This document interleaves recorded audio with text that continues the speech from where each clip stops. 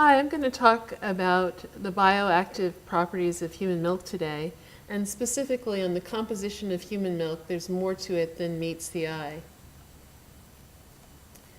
So our goals in this talk are: how is human milk synthesized? How does the mammary gland structure predict function? Also focusing on the physiological events in the mammary gland, and what is the association between human milk structure and function? And lastly, what are the bioactive properties of human milk? Well, first we have to go back in history.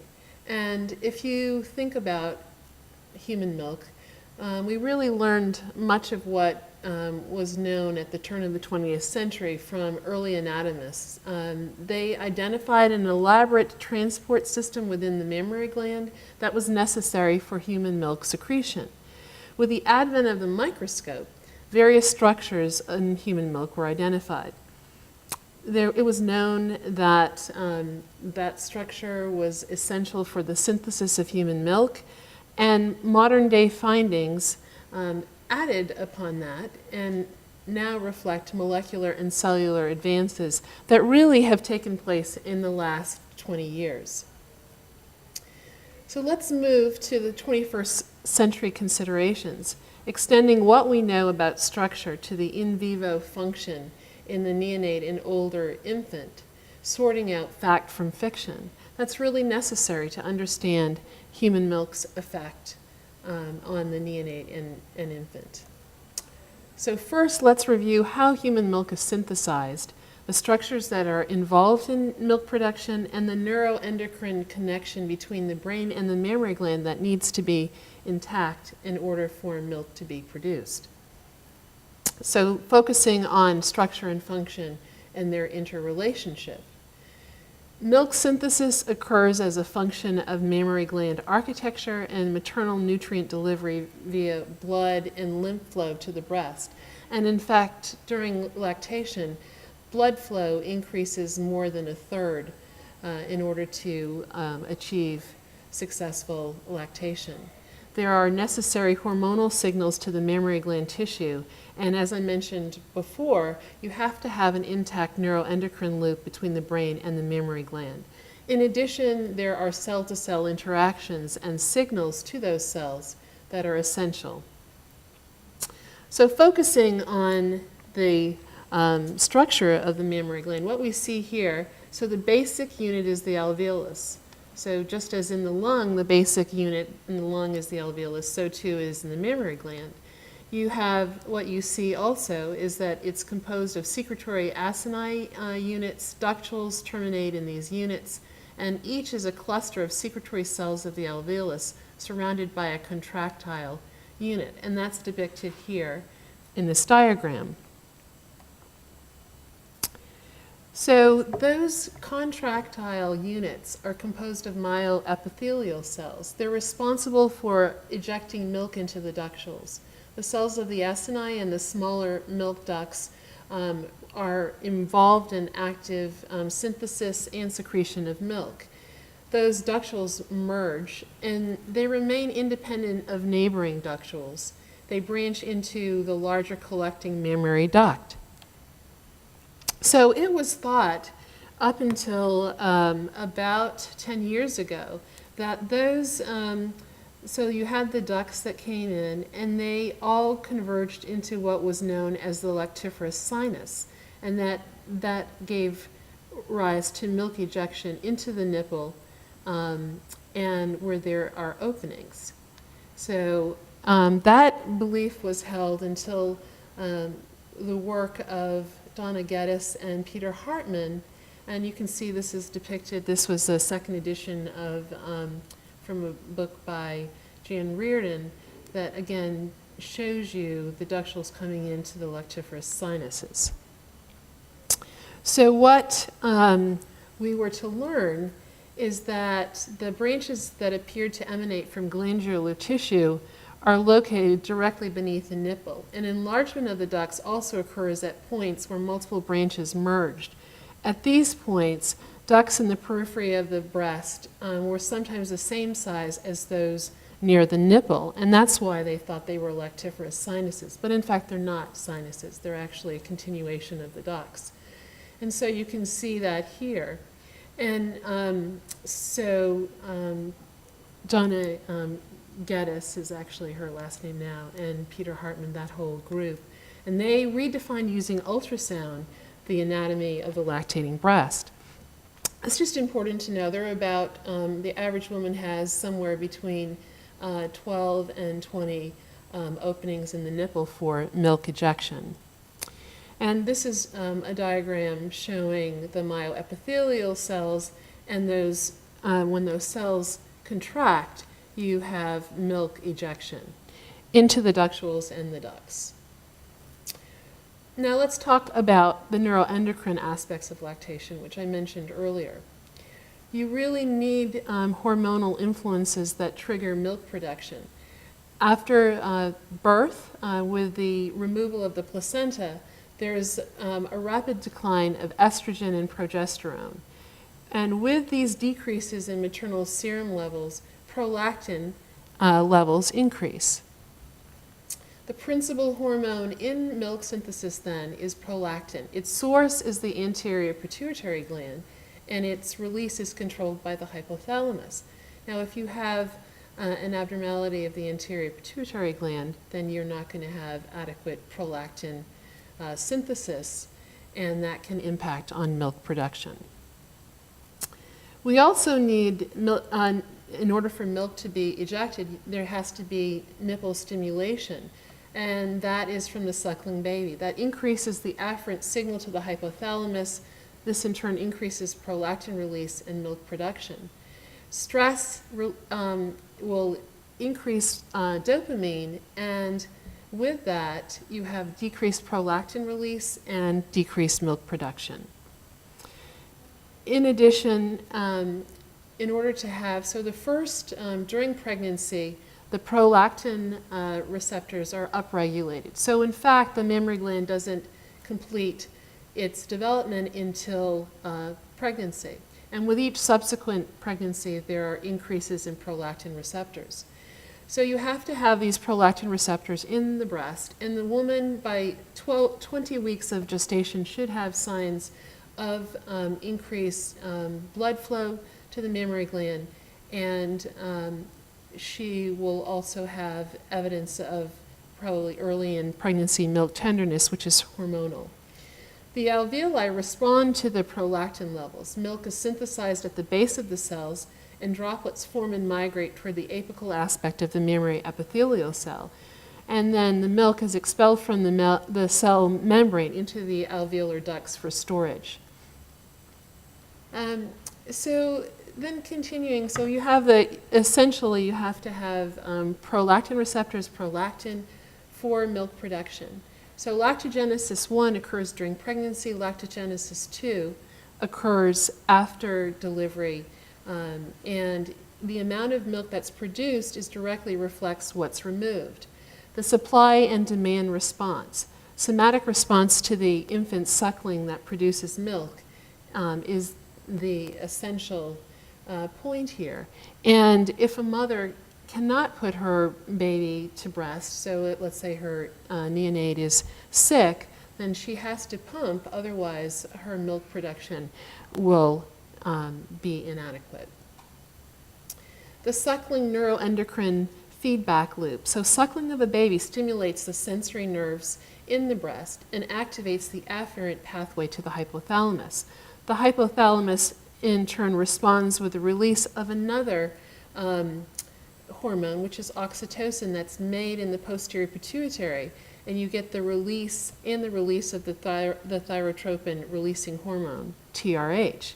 So along with a decrease of dopamine release, which again, if you are stressed and your dopamine increases, women will have difficulty with letdown.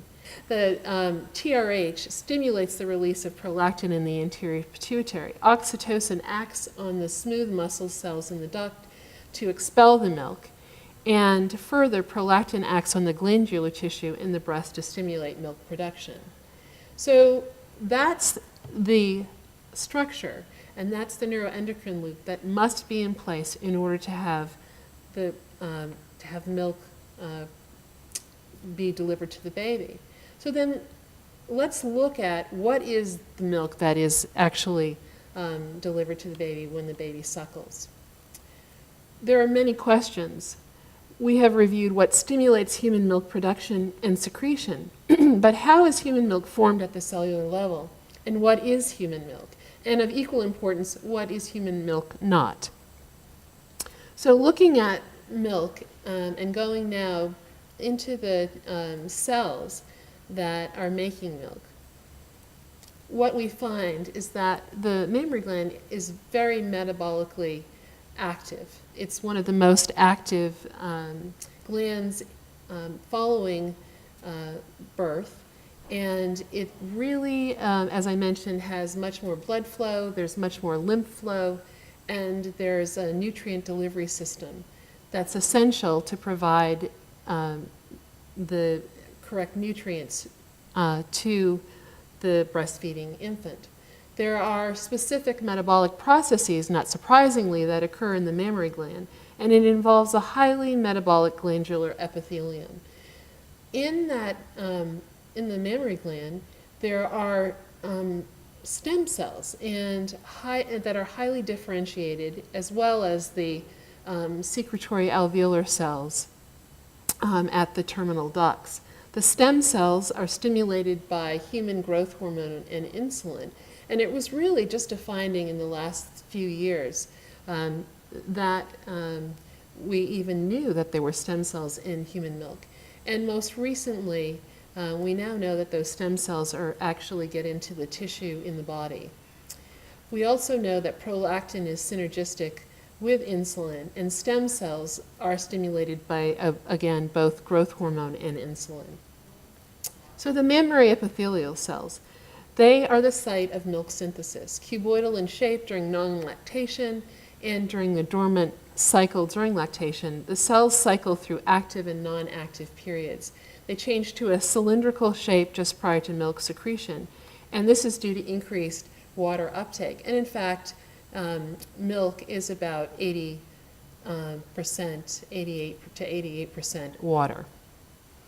The basal surface of the mammary epithelial cell is extensively convoluted for active transport of materials from maternal bloodstream and lymphatics into the cell. So you have a delivery of proteins, lactose, calcium, phosphates, and citrate, packaged into secretory vesicles. And they pass into the lumen of the alveolus by exocytosis, which is depicted here. And you get to see in this schematic, it's a very active cell, and there are many pathways, paracellular as well as intracellular. So those pathways, there are, as I mentioned, one paracellular, and there are four major transcellular. So exocytosis of milk, protein, and lactose in Golgi-derived secretory vesicles, milk fat secretion via the milk fat globule and its membrane, and a secretion of ions and water across the apical membrane, as well as pinocytosis, exocytosis of immune globules, and again, the paracellular pathway for plasma components and leukocytes. The nutrients in human milk, we don't have time to go through every aspect of this, but I just want to, I'm going to show you a series of charts that you can certainly spend some time looking at. The major, so there are major nutrients, carbohydrates, of course, protein, fat, macronutrients, including minerals, the calcium chloride, magnesium, phosphorus, potassium, and trace elements that are listed here. So in addition, there are all the vitamins, okay, that a baby would need. And I'll just point out, and I will be mentioning this in my later talk, that vitamin D was thought to be, of all of the vitamins, that human milk was deficient in vitamin D, but we know now that it's only low in human milk if mother is deficient. So then thinking more about the structure of human milk. Most people just think, oh, human milk is just a series of nutrients and there really isn't any structure. But through the work of Jensen, Blank, Patton, Keenan, Goldman, and others, we know that human milk has structural complexity. This leads to probably one of the most amazing site-specific delivery systems in nature. And there's compartmentation of thousands of compounds. The mechanism of this differential delivery of a particular nutrient or bioactive substance to the newborn gut is just beginning to be studied, and is actually something that allows the correct nutrients to be processed in the part of the GI tract where there is the capacity to process that. What is compartmentation? It's defined as a biophysical separation of proteins and other substances within human milk. And this separation of components within human milk may lead to their site-specific delivery within the various regions of the newborn gut, as I mentioned. And it also appears to be a specific signaling mechanism between mother and her infant. The dynamic structure of human milk is certainly appreciated, and we know that through the structure of human milk itself, the flow of milk components and their products is controlled. And there is this selective transport and timed transport into and through the digestive and absorptive systems of the newborn and infant. And in fact, we will talk about this looking at that a bit later. One of the other points that I want to make is that there's a difference between human and bovine or cow-based milk composition. And you can see here, just looking at the difference in, for example, lactose, oligosaccharides, which are hugely important in human milk, are largely not present in bovine milk. Differences in protein. So really there is a huge difference, and there is concern now that increased protein in cow-based milk, including formulas, is signaling processes in the GI tract and in the body that are now linked with obesity. Bert Koletzko in Germany has presented some interesting data in that regard. We also know that alpha-lactalbumin is an essential part, lactoferrin. These are really important proteins that play a role in the immune function of the developing infant, as well as secretory IgA. Hugely, you're talking about 0.2 of a gram per deciliter, as opposed to what's in cow's milk and is not present in any of the formulas. And again, beta-lactoglobulin, which is present in cow's milk, is not present in human milk unless mom has lots and lots of dairy. And this beta-lactoglobulin has been linked with perhaps some immune inflammatory changes. Again, there are differences in lipids and minerals between human milk and bovine milk. The major constituents of human milk is whey-based, 80% whey and 20% casein. That ratio is opposite in cow-based milk or formula. And these are the other proteins. So these proteins not only have a nutritional value, but they're also essential for the development of the neonatal and infant immune system. And then we look at human milk fats. 50% of milk's calories come from fat in the form of triglycerides. And they're broken down into free fatty acids and glycerol by milk lipases. There are milk lipases, so within the milk itself, and then there are gastric and lingual and gastric lipases that further break down those fats. Of course, there's cholesterol, which is essential for the myelination of neurons, long-chain polyunsaturated fatty acids, and which are, again, important for brain development. The fat synthesis in human milk is probably one of the most elegant systems. So it takes place in the alveolar cells of the mammary gland.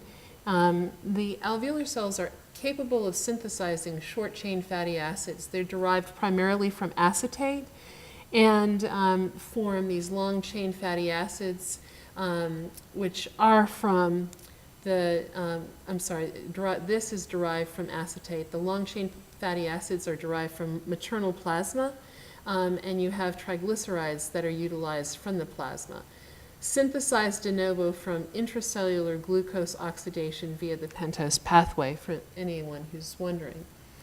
So fat compartmentation. So the fat droplets accumulate in the Golgi. And remember I said that milk is predominantly water. So you have to have a mechanism in which to somehow mix water and fat. And so these droplets move toward the apex from the base of the alveolus, and they are dispersed as emulsified globules as the milk fat globule depicted here. So you can see in this diagram. Homogenization changes the structure of milk, be it human or cow milk. However, cow-based formulas have casein micelles. And you can see that in this diagram here. And this is a microscopy, so looking at the proteins and structure of the milk fat globule envelope. And you can see it's a complex system. On the milk fat globule membrane or envelope, we see crescents, which actually have cell surface receptors from the maternal, the apical surface of the mammary epithelial cell. And here again is just another example of that, showing the complexity of the milk fat globules. And this is a freeze fraction of milk fat globules in the mammary epithelial cells. So the milk fat globule has bipolar characteristics of globules and provides a mechanism, as I mentioned, for emulsion stability within the aqueous phase of milk. The inner core of the globules is composed mostly of nonpolar triglycerides, the esters and other lipids. And then when talking about the milk fat globule membrane, it's a rate controlling for binding of enzymes and trace elements. There's controlled release of products of lipolysis, and there's transfer of polar materials into aqueous phase of milk. The availability of fatty acids and cholesterol for micellar absorption in the small intestine is appreciated with the structure of the milk fat globule membrane. Moving on to carbohydrates, the main player in human milk is lactose. There's a whey protein, alpha-lactalbumin, involved in lactose synthesis. It's a rate-limiting enzyme. There are co-activators, manganese and calcium. It's inhibited by progesterone during pregnancy. It enhances calcium absorption, metabolized readily to galactose and glucose, requires lactase, for metabolism, and it's produced, which of course is produced by the neonatal gut mucosa. Other carbohydrates. So these have the oligosaccharides have gained enormous attention given active research in the area. But these oligosaccharides have immune properties. So they become the food for the milk Bifidobacterium infantis. And this is really essential. You'll find that this, now we know from studying microbiota in breastfed versus formula-fed infants, about 90% of the bacteria in a breastfed infant are Bifidobacterium. And it's also thought that these oligosaccharides are important for cell signaling. And other carbohydrates, just to list them, are galactose and fructose. Under the microscope, another compartment of human milk are the cells. And so they're not there just happenstance. They're present from early colostrum, where you see predominance of neutrophils, some lymphocytes, and an emerging number of macrophages. Colostrum has about 1 × 10⁵ to 1 × 10⁶, so basically 1 million cells per milliliter. And we know that based on other fluids in the body, that certainly if you had this kind of cell count in urine, it would be called a urinary tract infection. So the cells are getting there for a reason. We also see them in mature milk. Fewer, but about 1,000 to 10,000 cells per ml. And they really evolve from the neutrophils early on in colostrum and lymphocytes to a predominance of these fat-laden milk macrophages that are active, that are actually alive in the milk. And they are associated, the macrophages are associated with milk lymphocytes. And they're capable of producing numerous growth factors, and the number is certainly well above 12 at this time. So what is the purpose of these cells? What's the evidence to support the role of milk leukocytes in neonatal gut function? And why does the cell type in colostrum differ from mature milk? And so we can certainly look at some papers that have been published. This was one certainly a few decades ago that mentioned the bactericidal mechanisms of human breast milk leukocytes. That was one of the first studies to really describe that they were active. If we look at milk under the microscope, what we can see, so this is a drop of formula and this is a drop of human milk. And you can see the lipid-laden macrophages and lymphocytes, and so it is absolutely a rich bioactive fluid. And this is a video of milk under the microscope. We don't have time to show it here, but you can click on this and you'll actually see human milk and its complexity. Possible roles of milk leukocytes: the delivery vehicle of growth factors, cell membrane, and receptors. It has potential interaction with gut mucosa and phagocytic properties. And we know that among the milk leukocytes, we also have stem cells that have been shown to be absorbed into various organs. We also know that those macrophages and lymphocytes have, as I mentioned, phagocytic properties. And then some might say that these cells are incidental bystanders. They just happen to be expressed into human milk. But as I mentioned, it would be a very energy expensive process. There is in vivo data from Jane et al. Several decades ago looking at human milk leukocytes surviving the first postnatal week in baboons. Schnorr and Pearson looked at these cells in neonatal lambs. Paxton and Kress looked at the milk after neonatal digestion. And there was also Tubely and Bernath had also shown similar results. So what we have, as I've mentioned, are stem cells in human milk. So human milk contains stem cells with multilineage properties. Breast milk cells from different donors displayed variable expression of the pluripotency genes normally found in human embryonic stem cells. And then this has been further shown by this group, Peter Hartman's group. Dr. Hasato has shown that these cells actually migrate in various organs. Other attributes of human milk: we certainly know there's demonstrated source of passive immunity through secretory IgA.